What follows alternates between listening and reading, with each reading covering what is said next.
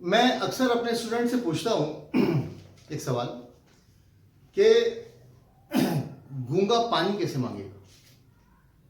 जी, एक आदमी गूंगा है, उसको प्यास लग रही, पानी कैसे मांगेगा। तो उसका जवाब आता है कि तो जाहिर गूंगा जो है ऐसे ही कहेगा, प्यास लग रही है उसको, पानी कैसे मांगेगा। तो फौरन जो है उसका जवाब आता है ऐसे मांगेगा। ठीक। उसके बाद मेरा दूसरा सवाल होता है कि अंधा कैंची कैसे मांगेगा। तो 95% स्टूडेंट उसका जवाब ये देते हैं आंखें मीच के और कैंची चलाना शुरू कर देते हैं। ठीक, ये क्या है, दिस इज कॉल्ड परसेप्शन। हमने पहले सवाल का गूंगा जो है उसको दिमाग में बिठा लिया और अब हम समझ रहे हैं कि अंधा जो है वो भी नहीं बोल पाएगा और वो यूं करके कैंची मांगना शुरू कर देते हैं। यार एक आदमी अंधा है, वो गूंगा तो नहीं है, वो कैंची मांगे कैसे मांगोगे भाई, कैंची दे दो। तो हम यूं करके जो यूं चलाते हैं, ये क्या है, हम पहले से एक चीज़ का परसेप्शन बना लेते हैं। एक और सवाल इसी तरह का है कि अक्सर मैं अपने स्टूडेंट से पूछता हूँ कि जनाब एक आदमी जो है वो 100 की स्पीड पे बाइक पे बड़ी तेज़ी से जा रहा है, उसकी हेडलाइट काम नहीं कर रही, स्ट्रीट लाइट्स सारी बंद है, और जनाब एक औरत जो है वो काले कपड़े पहने हुए, काला बुर्का पहने हुए वो सड़क पार कर रही है। तो क्या वो उसको मार देगा या उसको देख लेगा, बचा लेगा। तो 99% स्टूडेंट कहते हैं सर किस्मत पे है, उसकी लक है, अगर उसका नसीब अच्छा हुआ तो बच जाएगी, नहीं तो वो तो उसको नज़र ही नहीं आएगी, वो मार देगा। तो भाई मैं पूछता हूँ कि क्यों नज़र नहीं आएगी, नहीं नज़र क्यों नहीं आएगी। तो सर आपने तो कहा कि हेडलाइट्स नहीं है और जनाब स्ट्रीट लाइट्स भी ऑफ हैं। मैं ठीक है, हेडलाइट्स नहीं है, स्ट्रीट लाइट्स ऑफ है, तो सर अंधेरा है ना। अंधेरा कैसे हो गया यार, मतलब एक आदमी जो है हेडलाइट काम नहीं कर रही, स्ट्रीट लाइट्स ऑफ है, तो दिन भी तो हो सकता है ना यार। तो वो दिन के वक्त जा रहा है, वो सड़क पार करेगी, उसको देख लेगा। तो ये क्या है, हम पहले से परसेप्शन बना लेते हैं, एक आध जुमला सुन के परसेप्शन बना लेते हैं कि हाँ जी ऐसा है। तो ऐसा नहीं करना चाहिए। परसेप्शंस जो है वो बनाने से आप जो है पीछे रह जाते हैं। इसका मैं आपको मिसाल दूँ, मैं स्टूडेंट से कह रहा हूँ कि जनाब ये मेरी गाड़ी है, ठीक, ये मेरी गाड़ी है, सिंपल सा जवाब, सिंपल सा एक जुमला, इसको ट्रांसलेट करें जयपुरी में। ठीक है, चलिए हम बना के देखते हैं। हमने जुमला दिया स्टूडेंट को, दिस इज माई कार, या उर्दू में ये मेरी गाड़ी है। हिंदी में मुझे लिखना नहीं आता, ये तो मेरे ख्याल में ऐसे कोई करके कुछ लिखेंगे, फिर मेरी को कुछ ऐसे लिखेंगे। एनीवे चलिए, हम हिंदी में ट्राई नहीं करते, खाना जो चीज़ आती नहीं है उसको ट्राई नहीं करना चाहिए, पहले सीख लें फिर आपको सिखाएं। ये मेरी गाड़ी।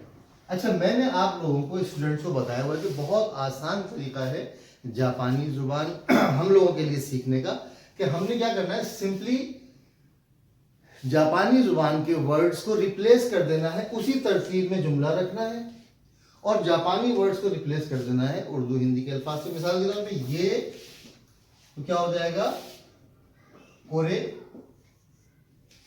अब कोरे क्योंकि सब्जेक्ट है, इसके बाद वा आ जाएगा, कोरेवा। मेरी वतशीनो गाड़ी, कुरुमा, और दिस, बिल्कुल वही तरतीब है, ये कोरेवा, वतशीनो, कुरुमा, दिस। ये सिंपल सा अगर आप फार्मूला दिमाग में बिठा लेंगे तो कुछ भी मुश्किल नहीं है। लेकिन स्टूडेंट करता क्या है, जैसे ही वो सुनता है ये मेरी गाड़ी है अब वो क्या करता है, भाई ये मेरी गाड़ी हो गई ना, अब गाड़ी को उसने अपना लिया, अब वो क्या कह रहा है, कोरे कुरुमा वतशिनो दिस। अब ये कोरे कुरुमा क्यों हो रहा है भाई, कोरे कुरुमा, ठीक है, कोरे कुरुमा वतशिनो दिस। अब अगर आप इसको ट्रांसलेट करते हैं तो कोरे का मतलब हो गया ये, कुरुमा गाड़ी, ठीक है, वतशिनो मेरी, दिस है, ये गाड़ी मेरी है। जबकि मैं जुमला क्या बनवा रहा हूं आपसे, ये मेरी गाड़ी है। तो स्टूडेंट जो है उसके परसेप्शन में हो जाता है कि बस हमने ये कह देना कि ये गाड़ी मेरी है या ये मेरी गाड़ी है, एक ही मतलब है। नहीं, एक ही मतलब नहीं है।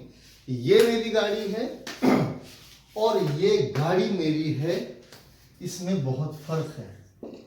अगर हम कहें ये गाड़ी मेरी है, ठीक है, अगर हम कहें, चलो रोमन में लिख लेता हूं, ये गाड़ी मेरी है, तो अब क्या हो जाएगा, अब सब्जेक्ट क्या है, ये गाड़ी, ये गाड़ी, तो वाह कहां आएगा, गाड़ी के बाद।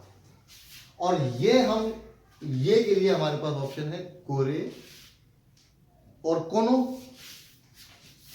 तो जब ये के बाद गाड़ी आ जाती है, कोई भी नाउन आ जाता है, तो फिर अब कोरे नहीं लेते आप, बल्कि कोनो कुरुमा वा वतशिनो दिस, ठीक है।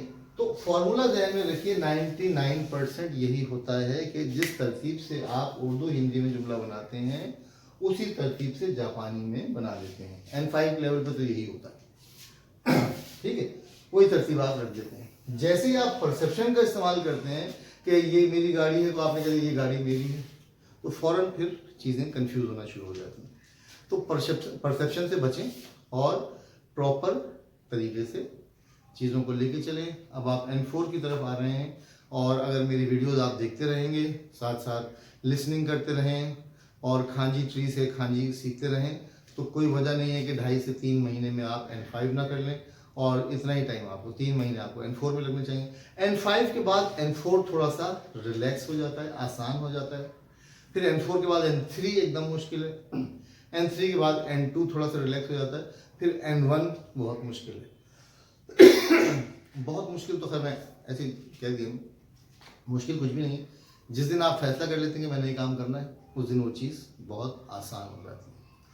मेहनत करें, मेरे हक में दुआ करें, सब्सक्राइब करें, शेयर करें, लाइक करें और बेल आइकन पर क्लिक कर दें ताकि आपको नई वीडियोस मिलती रहें।